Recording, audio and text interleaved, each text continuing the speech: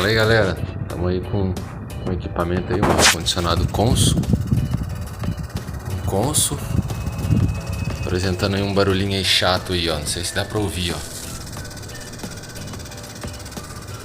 alguma coisa pegando, carcaça, ó, quando mexe aqui, o barulho aumenta, ó.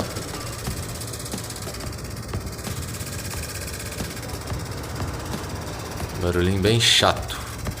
A gente vai fazer a limpeza dele, dessa evaporadora aqui. Bom, vamos ver o que está acontecendo aí e prosseguir no vídeo aí pra frente.